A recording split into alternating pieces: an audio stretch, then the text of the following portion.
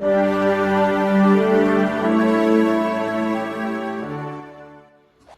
်္ဂလာပါရှင်ခေတ်သစ် news သတင်းဌာနရဲ့ထိပ်တန်းသတင်းတွေကိုတင်ဆက်ပေးပါတော့မယ်ပထမဦးဆုံးဘေးအွန်လိုင်းစိုးဝင်းအပါအဝင်စစ်ကောင်းဆောင်များ၏ပိုင်ဆိုင်မှုများစစ်တပ်၏စီးပွားရေးလုပ်ငန်းများကိုတင်ဆက်ပြီးရိုဟင်ဂျာလူမျိုးတုံးတပ်ဖြတ်မှုမှအသက်ရှင်ကျန်ရစ်သူများအတွက်နစ်နာကြေးပေးရန်ဘရုတ်အဖွဲ့ကအာဂျင်တီးနားတရားရုံးမှတရားစွဲဆိုတဲ့သတင်းကိုတင်ဆက်ပေးပါမယ်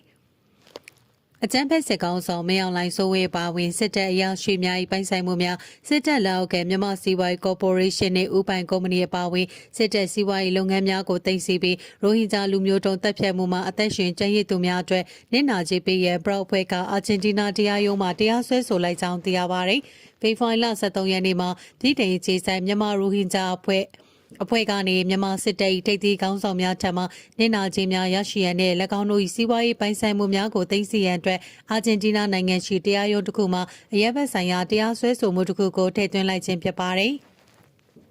အဆိုပါရှောက်လဲချက်ဟာမြန်မာစစ်တပ်ကောင်းဆောင်များ၏စီးပွားရေးပိုင်ဆိုင်မှုများကိုဖော်ထုတ်သိမ်းဆည်းပြီးလူမျိုးတုံးတပ်ဖြတ်မှုတွင်ထိခိုက်နစ်နာခဲ့ရတဲ့ရိုဟင်ဂျာများအတွက်ပြန်လည်ပေးရော်ရန်ရည်ရွယ်ခြင်းဖြစ်ကြောင်းယခုတရားစွဲဆိုမှုကိုကမ္ဘာမြည်သည့်နေရာတွင်မဆိုကျူးလွန်သည့်လူမျိုးတုံးတပ်ဖြတ်မှုကဲ့သို့သောကြီးလေးသည့်ရာဇဝတ်မှုများကိုမြည်သည့်နိုင်ငံကမဆိုတရားစွဲဆိုခွင့်ရှိသည်ဟုသောတကမ္ဘာလုံးဆိုင်ရာတရားစီရင်ပိုင်ခွင့်မူဝါဒအရတင်သွင်းခဲ့ခြင်းဖြစ်ကြောင်းသိရပါသည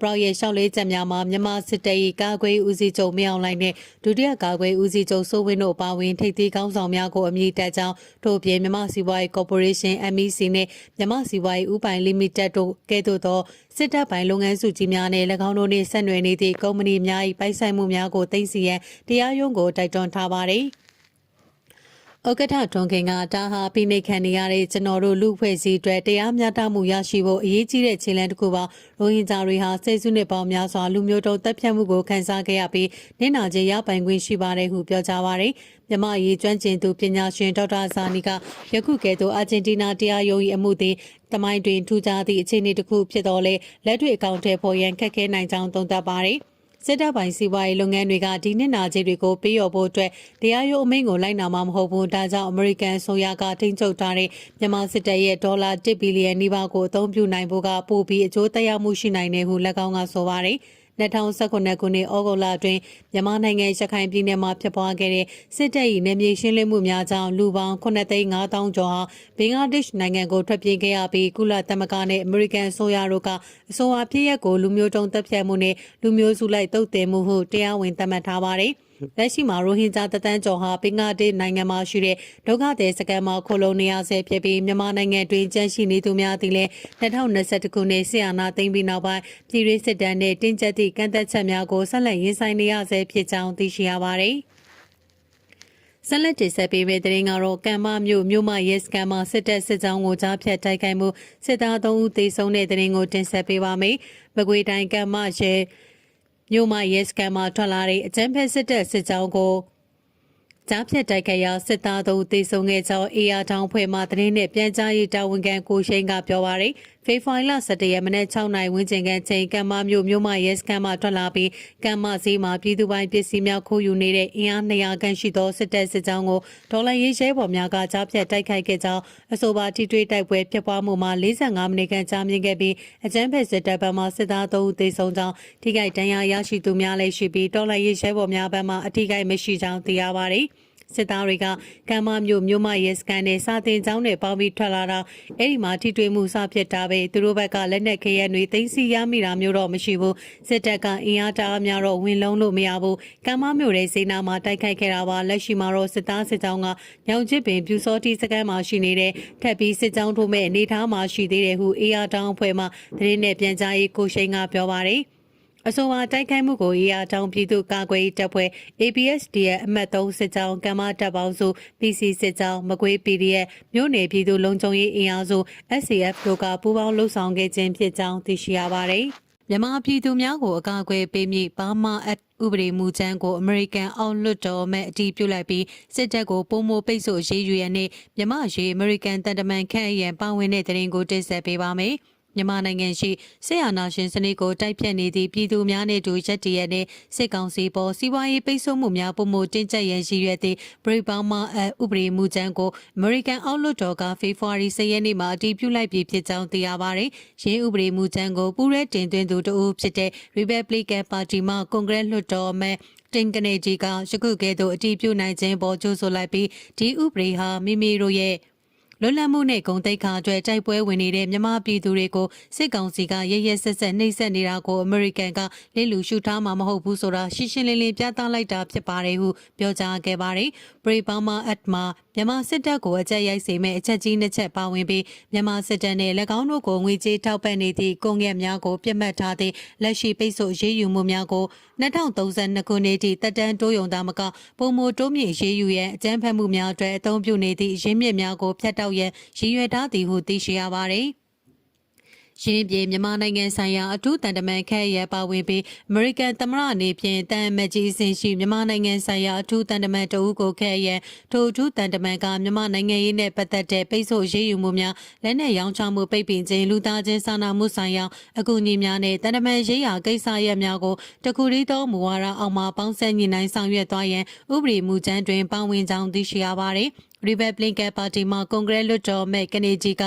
၎င်း၏မဲဆန္ဒနယ်ဖြစ်တဲ့နယူးယောက်အနောက်ပိုင်းရှိအင်အားကောင်းသောလူမှုအတိုင်းဝိုင်းအတွက်အစဉ်တစိုက်အတန်းထုတ်ပေးနေသူဖြစ်ပြီးအမေရိကန်ရောက်မြန်မာပြည်သူများကိုဘေးရန်ရရှိသည့်နေရာများသို့ပြန်မပို့စေရန်နှင့်ယာယီကာကွယ်ပေးထားတဲ့ TPS အစဉ်အတန်းကိုကာကွယ်ပေးရန်လည်းတိုက်တွန်းထားပါတယ်။အခုအောက်လွှတ်တော်ကအတည်ပြုလိုက်တဲ့ Brave Burma ဥပဒေမူကြမ်းကိုအထက်လွှတ်တော်မှဆွေးနွေးအတည်ပြုရန်ပေးပို့သွားမှာဖြစ်ကြောင်းသိရှိရပါတယ်။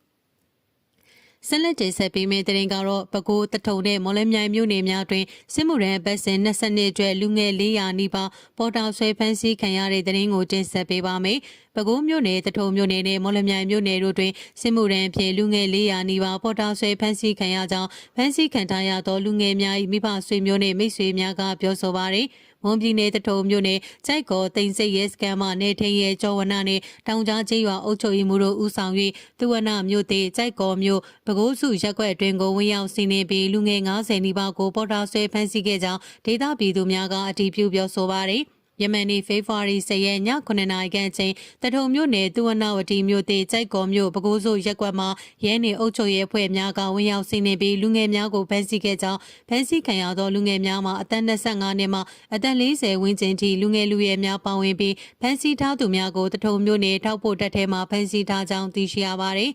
မနေ့ည9:00နာရီဝန်းကျင်ကစပြီးသူဝနမြို့သေးကြိုက်ကောမြို့ပဲခူးစုရက်ကွက်အတွင်းပေါ်တာဝင်ဆွဲတာမှာလိုက်ထရပ်ကား2စီးအပြည့်လူငယ်တွေပါသွားတဲ့အရက်ဆိုင်နဲ့အိမ်မော်ရီမကြံဝင်ဆွဲတာတထုံမြို့နောင်ဘိုကျေးရွာအာဝါဒီပွဲသွားတဲ့လူငယ်တွေလည်းပါသွားတယ်အိမ်မော်အထိတက်ဆွဲတာစစ်မှုရန်တရားရရှိရေးစီမံချက်နဲ့ဆွဲတာလို့ပြောတယ်လက်ရှိမှာစစ်သားတွေဖမ်းဆီးထားတဲ့လူငယ်တွေကိုတထုံမြို့နယ်ထောက်ဖို့တက်ထဲမှာဖမ်းထားတယ်လေးချင်ရီကိုတက်မှာလက်ရှိတနန်းတက်နေတဲ့တထုံမြို့ကန်လူငယ်တွေအပါအဝင်အခြားနေကလာတဲ့တပ်သားတစ်တွေ290ကျော်ရှိနေတဲ့မကြခင်တနန်းဆင်းမယ်လို့သိရတယ်ဟုတထုံဒေတာတရင်ရှင်မြစ်ကပြောပါတယ်အလားတူမော်လမြိုင်မြို့မောင်ငယ်ရက်ကွက်အပါအဝင်ရက်ကွက်များမှာပေါ်တာဆွဲဖမ်းဆီးမှုများဖြစ်ပေါ်နေပြီး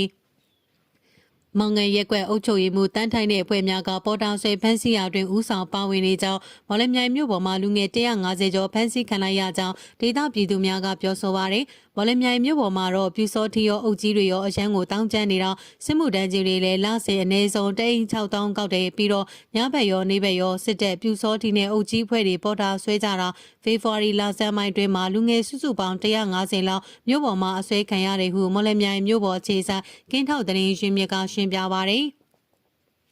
အလားတူပဲခူးတိုင်းနတလင်းခရိုင်နတလင်းမြို့နယ်တွင်ရှိကျေးရွာများတွင်စစ်တပ်နှင့်ကျေးရွာအုပ်ချုပ်ရေးဖွဲ့များကပေါ်တာဆွဲဖမ်းဆီးမှုများလှုပ်ဆောင်နေရာဖေဖော်ဝါရီလ1ရက်နေ့မှဖေဖော်ဝါရီ10ရက်နေ့ထိလူငယ်200နီးပါးအဖမ်းခံလိုက်ရကြောင်းဒေသပြည်သူများကပြောဆိုပါရယ်လက်တလေးမျိုးနယ်တွင်စစ်တပ်နှင့်ပေါ်တာဆွဲဖမ်းဆီးသူများတွင်ရွှေကြပြီးကျေးရွာအုပ်ချုပ်ရေးမှူးလှဝင်းနှင့်တိန်ထွန် လှပချင်းကျေးရွာအုပ်ချုပ်ရေးမှူးမျိုးလိုင်တို့ကစစ်တပ်နဲ့ပူးပေါင်း၍လူငယ်များကိုပေါ်တာဆွဲဖမ်းဆီးခြင်းဖြစ်ကြောင်းငွေကြေးတက်နိုင်သူများကိုဖမ်းဆီးငွေညစ်ခြင်းများအထူးလှုံ့ဆော်ကြကငွေမတက်နိုင်သူများကိုစစ်သားဖြစ်စုဆောင်ကြောင်းသိရပါသည်။လက်တလင်းမျိုးပေါ်ရောရွာတွေမှာရောအရွယ်ရောက်ပြီးသားယောက်ျားသားရှိရင်လူငယ်လူရွယ်တွေညဆိုကိုယ့်အိမ်ကိုမအိပ်ရဲဘူးဘေးလွတ်မဲ့ထင်းတဲ့နေရာတွေကိုသွားအိပ်ကြတယ်။ရွာတွေမှာကတော့တောထဲတိုက်ထဲသွားအိပ်ကြတာမြို့ပေါ်ကတော့နီးစက်ရဘုံကြီးကျောင်းနီးစက်ရလွတ်မဲ့ထင်းတဲ့နေရာရှောင်ရတာလက်တလင်းမှာဒီလာစမ်းပိုင်းထဲမှာကို150နဲ့200လောက်အဆွဲခံရတယ်ပေါ်တာအဆွဲခံရတာအိမ်တောင်ရှိတဲ့ကလေးဖေပါဆွဲတာဟုလက်တလင်းအခြေဆိုင်ဒေါ်လာရေးတရင်ရှင်မြစ်ကဆိုပါတယ်အကြံဖက်စစ်တပ်ကယခုဖေဖော်ဝါရီ15ရက်မှာစစ်မှုရန်အပတ်စဉ်22ကိုဖွင့်လှစ်မည်ဖြစ်ကြောင်းသိရှိရပါတယ်။